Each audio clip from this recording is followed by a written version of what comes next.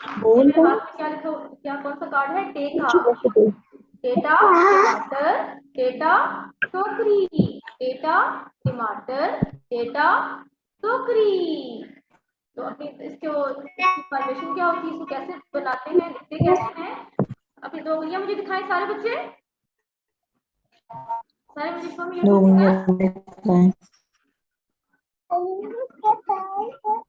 छोटी दीवार, लंबी सड़क, छोटी दीवार। दोबारा करते हैं।